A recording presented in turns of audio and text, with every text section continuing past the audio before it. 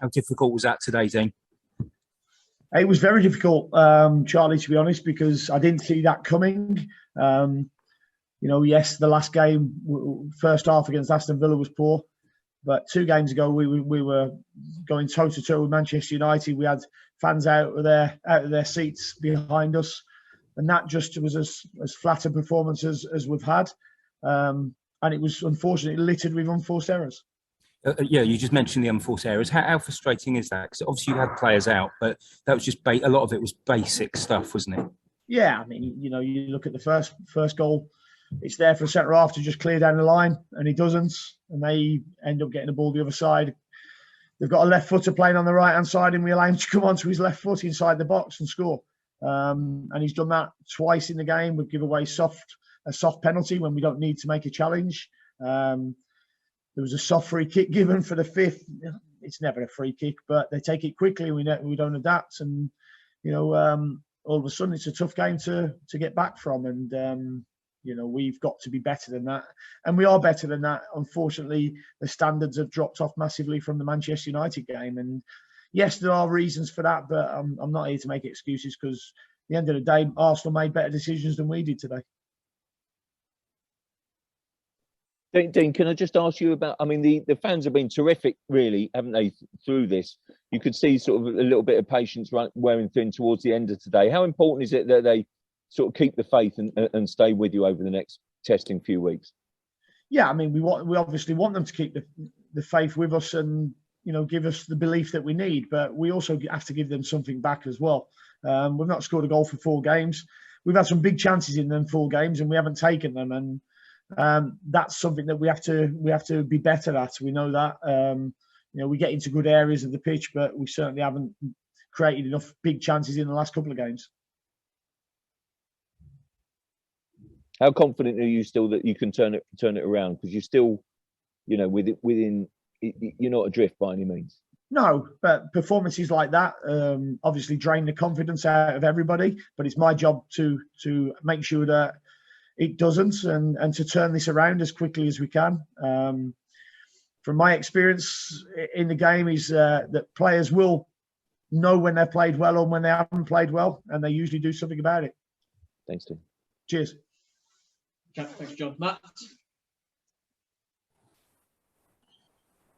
Dean, hello, mate. Hey, Paddy. You've been very open, very honest there in what you've said so far. I mean, does it feel a bigger job now than maybe when you first took it on? It's a bigger job now, definitely, but that's because when I came here, we had a healthy squad. We had Matthias Norman, we had Milo Rashika, we had our captain Grant Hanley, Andrew I can't say his surname, so I won't even attempt it. So yes, we've lost a healthy squad from when we first come in, which doesn't help. But I expect better decision making than what we got today. As you say, there are reasons for it, but it sounds like you don't really want to use them as excuses in any way, shape, or form. I mean, how do you get past inevitably? Like today, you've not got your keeper, your first choice keeper. The players you've already listed, it is very hard as a head coach, I'm sure, when you haven't maybe got the biggest of squads to put a team out on the pitch that are competitive against a very, very good side like Arsenal. Yeah, no, and I think the biggest difference was their decision making was better than ours. Their quality in terms of their finishing was better than ours, and that's where we have to turn it around as quickly as we can. What's tough is we've got the same group of players now who are going to have to try and recover and get ready for the game in less than 48 hours. I described it as lunacy, and it still is lunacy. Yeah, I mean, it's very clear. You were very clear on Friday. Do you feel you shouldn't be playing games? The situation that you as a club have been put in now, you shouldn't really be having to play through this period.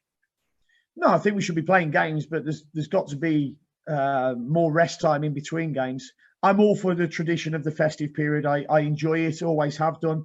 But tradition hasn't usually had COVID for 120 years involved in it. And, it's a unique situation at the moment that we're all having to deal with. So to expect elite footballers to put their bodies through what they have to go through for 90 minutes and recover and get ready within 48 hours is lunacy. You said I think after the first 3 games, when you picked up 5 points, that the biggest thing for you was you could see that amongst this group of players, the belief was growing that they felt they belonged at this level. Obviously, the last 4 defeats, that probably is drained out of them. How can you get that back into that group, that belief? Well, the first 2 defeats at Tottenham and Manchester against Manchester United, I'll accept them all day long. Because it was good performances. We've restricted the opposition to few chances, and we've created big chances in both games. We've done neither in the last couple of games, and that's what we have to get right again. Become that team that's hard to play through, hard to beat, but we create quality chances, and we just didn't show enough with the ball today. Final one from me on this game. You and Shaky have been over this course and distance, so can you draw on that experience now that you know what it takes, and you're going to get your knocks, but you've just got to pick yourself up and go again? Yeah, and that's what we just spoke about in the coaches' room. As coaches, we draw on that experience that we've had, and it's a very quick turnaround now, and we have to make sure that we become harder to beat. We lift the players as we can, but I'm one for always giving them a little bit of responsibility, and it'll be interesting to hear them during the debrief as well. Absolutely. Cheers. Cheers, Paddy. Matt, do you want to jump in?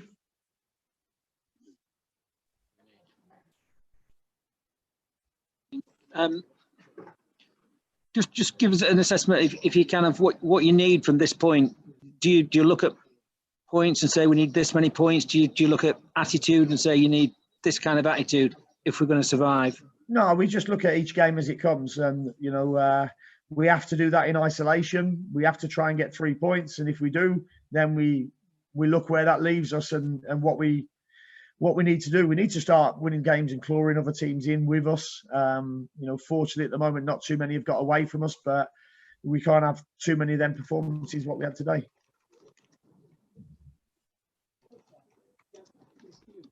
Okay, Matt. Sam. Hi, Dean. Just a quick one. Tim Krul last night put on Twitter that he tested positive. Just wondered what you make of that. Obviously, in this age, and we want to keep team news under wraps sometimes. Someone just tweeting out their own absence the day before the game. Does that help? Doesn't hinder us, I don't think. I think if Tim's not playing, they'll know that Angus Gunn's playing, but I don't think that affects too much, to be honest. Again, I'm not on Twitter and don't want to be on Twitter or social media, so I'll leave that to our media department to sort that out. Cheers. Thanks, Matt. Can we just, Paddy, do you want to just jump into a little bit of Palace preview? Because we won't have a press conference ahead of Palace. Yeah, if that's all right with you, Dean. Yeah, I'll just throw no for the Palace ones. You said earlier, just to clarify that, you don't think any of the group who were not available today, any of those lads will be available for Tuesday? No, they won't be. We knew that, though, coming into this game. All the players that are unavailable have either got illness, COVID, or injured. And the turnaround is too quick. Do you think any chance? I know piece of string job, but Leicester, is it more realistic? Like a Rupp, for example, could you have him back? Maybe Lucas Rupp. I'm not sure. Obviously, we'll have to look how we get through. The next couple of games first before we even look at Leicester. Yeah, sure. And as you say, I mean, it's hard because it's just after the game. But if it is this group again, in your mind now, you think you need to freshen it up in terms of personnel, or you just have to go away and have a think with your coaches? Yeah, no, we'll go away and have a think, and as I say, try and dissect the game. I won't spend too long on it because there was too many mistakes. But the players will know that, and as I've said, I've given them a lot of responsibility, and I'm looking forward to the debrief with them. And as you've said, and you said it tonight as well, they are an honest group of players. You would expect that they will be not feeling that is an acceptable performance for them to put their names to, and as much as you'll get into them or you'll try and pick them up again, you'd expect them to, certainly the experienced boys as well, they need to do that as well. Yeah, I mean, it's the first time really today that I've not been happy with their attitude and application, because they've been spot on, and as you said, they're a good, honest, working bunch of lads. They've just made too many mistakes today. Yeah, just a word on Palace. I think I read reports. I'm assuming it's clear that Patrick Vieira is not going to be able to be available. I think he's tested positive. As a coach, how much? I know you. I don't know. Did you say you'd got it yourself there at one point? I mean, as a coach, how difficult is it when your team are playing and you can't really be front of centre, as it were, front of house? Yeah, no, it'll be tough, and Steven Gerrard, I think, has got it as well, and. First and foremost, I wish anybody who's got it a safe health return from it as well. But Yeah, it's tough. I mean, mine was just during training, during pre-season, and I was managing to get a feed so I could watch training and a pre-season game. But it's frustrating because you're not in amongst it, and you know, they'll certainly miss Patrick, and they'll miss Gerard as well. And just Palace as a team. I mean, he's gone in there and looked to have a positive effect. I know they've lost today, I think, at Tottenham, but how do you assess them overall and the threats that they carry? Yeah, no, they've had some really good performances this season already. I suppose Conor Gallagher's been getting the majority of the headlines this season. He's put in some good performances and scored some good goals as well. So we have to certainly be ready for it and prepared. What do you think in terms of their threats? I mean, is it sort of, as you say, Gallagher's getting a lot of headlines, as a lot of the play goes through him. Is that one of the key dangers you feel? It's a key danger, but they've also got Benteke, they've got Ayew, Zaha, although I heard Zaha got sent off today, so he's probably missing our game. So we have to go into it with the attitude that we need to go and win football games, and we need to play better and limit mistakes. Cheers, Dean. Thanks for your time. Cheers, Paddy. Final one, Mark, please. Yeah, Dean, just on Patrick, what do you think about the effect he's had coming in at Palace and getting his own style in there pretty quickly? Because it's not easy given the transition from how they played under Roy. No, I mean, we all have our own ideas of how the game will be played. And, I had nothing but respect for Roy Hodgson and what he'd done at Palace in the Premier League. And, Patrick's gone in there and you can see an identity shift, if you want to call it that, in terms of Patrick's ideals already. And, that's put in some really good performances as well. And, they've had some big wins already.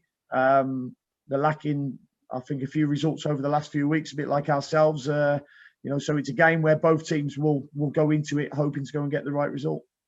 There's a bit of difference between you and the table at the moment, but do you see Palace as being a side that you can maybe claw into the relegation scrap? To be honest, I'm not even looking at the teams above us at all. I'm just concentrating on ourselves and looking to get good performances, to get good